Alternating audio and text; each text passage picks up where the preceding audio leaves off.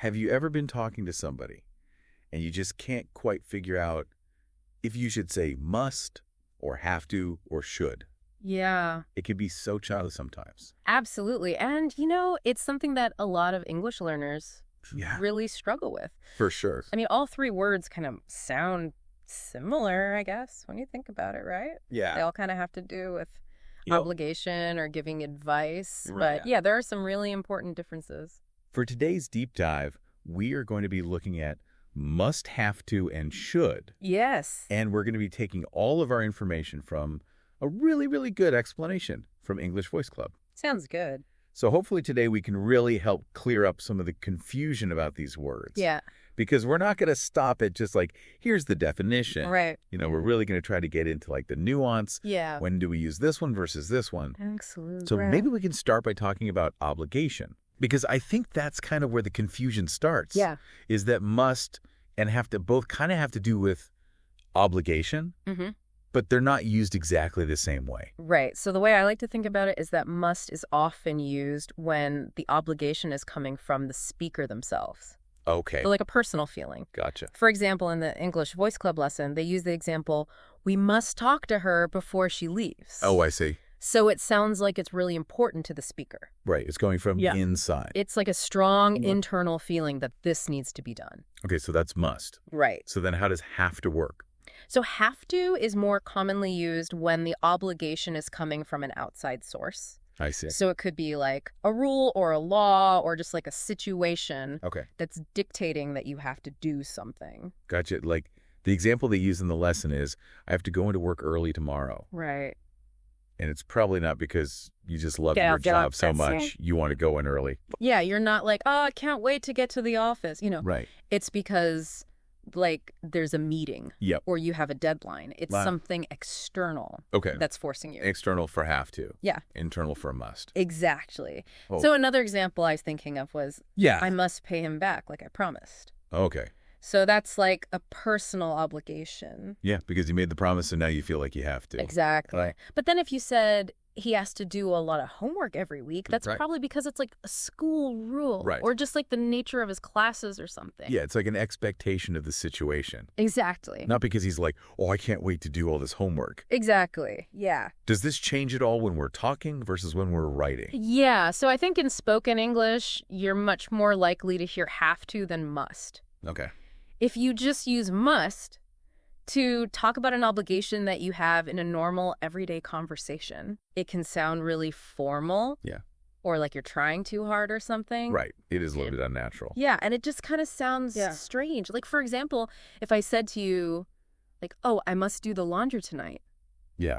That sounds super weird. It does sound like you're making some kind of Yeah. big announcement. Like, I'm putting my foot down. Yeah. I must do the laundry. Right. But if I said I have to do the laundry tonight, Right. that just sounds normal. That sounds way more natural. Yeah.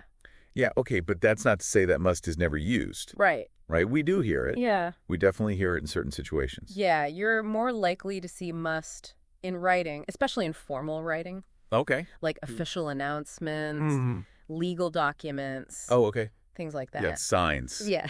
Like those signs that say all passengers must remain seated, Right. right? Or like in a contract, Yeah. the supplier must deliver the goods by Friday. In those cases, it's like there's no... Yeah. Sounds Not very from- authoritative. Right. Yeah.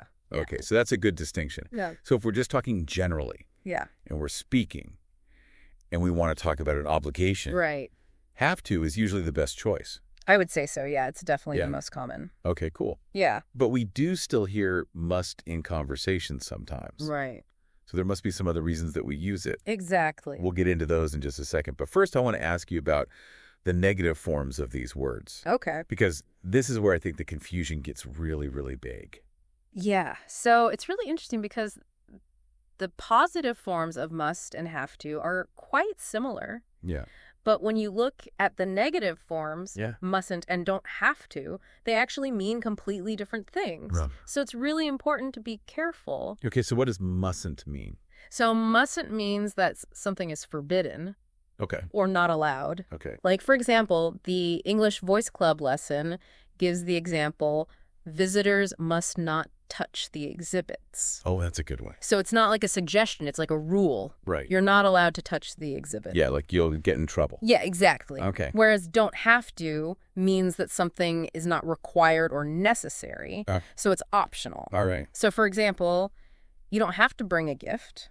Okay. You could bring a gift if you want to, but you don't have to. Right. It's not expected. Exactly. Okay. So mustn't is like, you are not allowed to do this. Right. And don't have to is you don't have to do this. But you can if you want to. Yeah. Okay. That makes sense. Yeah. So some examples that come to mind for me are like you might see a sign at a school that says children mustn't run in the hallways. Right. Which means like no running. Exactly. But then maybe you're like having dinner with your family or something and you say, oh, you don't have to cook dinner tonight. Right. Like offering them a break. Yeah, exactly. So again, just like with the positive forms, there's a slight difference between how we use these in spoken and written English. Okay.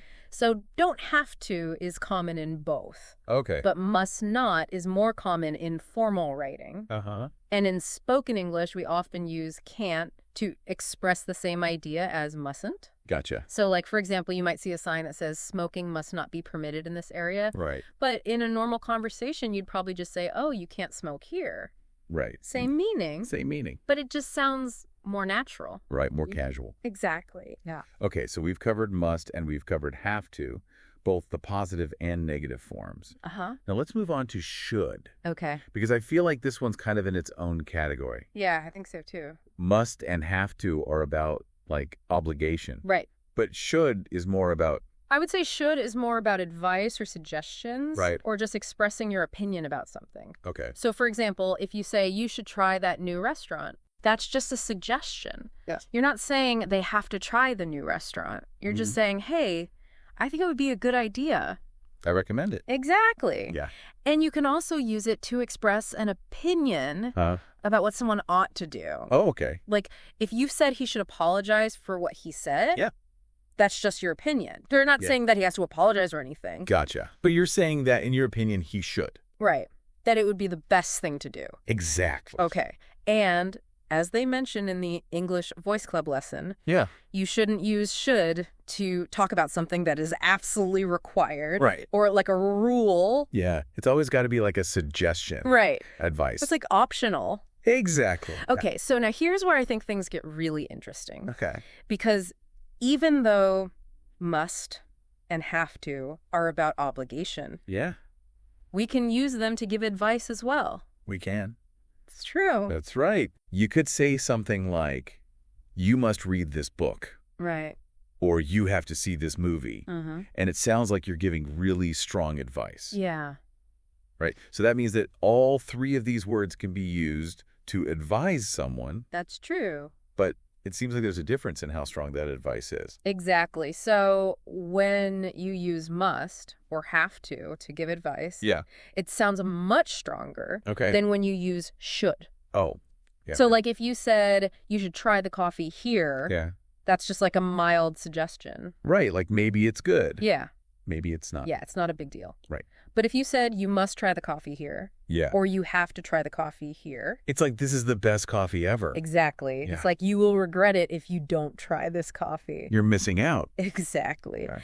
So the choice of word really shows how strongly you feel about the advice you're giving. Right. You're really emphasizing it. Yeah, exactly. Okay. And then the last thing I wanted to ask you about was negative advice. Okay. So if you want to advise someone against something, do we have the same three options? So actually, we don't. When you want to give negative advice, the most common way to do it is to use shouldn't. Okay. So for example, you shouldn't stay up too late before your exam. Oh. Or you shouldn't lend him any more money. Right. Those are both examples of negative advice. If you're telling them not to do those things. Exactly. Okay. But you wouldn't really use mustn't for this kind of general negative advice. Right. So if you said you mustn't eat so much sugar, that sounds more like a rule. Like maybe a doctor is telling their patient that. Yeah, or like a parent to a child. Yeah, exactly. And if you said you don't have to eat so much sugar, that just means it's optional. Yeah, it's not like bad advice. Exactly. And it's just like, you don't have to if you don't want to. Yeah. So really, if you're giving negative advice, shouldn't is the way to go. Yeah. Okay, so we've covered a lot of ground here. We have. We've talked about must, have to, and should in a lot of different contexts. Yeah. So maybe we can just do a really quick recap of the most important points. That sounds good. So for must, Yeah. the main takeaways are that we use it for obligations that we feel personally.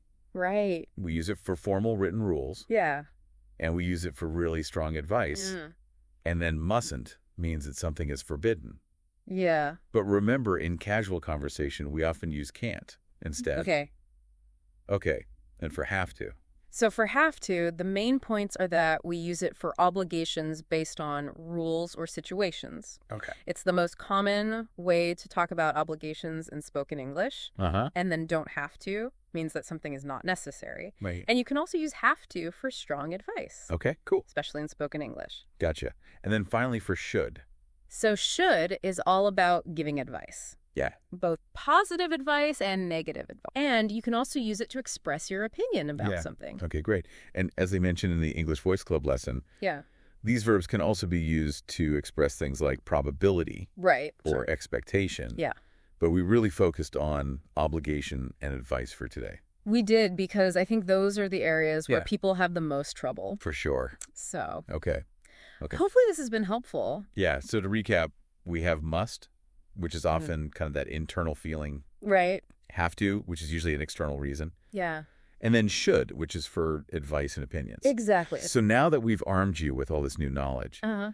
I want you to go out into the world and Yeah. really pay attention Yeah. at how people are using these words. Yes. You can listen to conversations, you can watch movies, you can read books, Uh-huh. and just see, okay, in this situation, they use must. Right. Why did they use must and not have to or should? Exactly. And really paying attention to that. And kind of analyzing those real-world situations is really going to help you take your understanding to the next level. I agree. All right, well, that is all the time that we have for today's deep dive. Okay. Thank you so much for joining us, Thanks for having me. and we'll see you next time. See you later.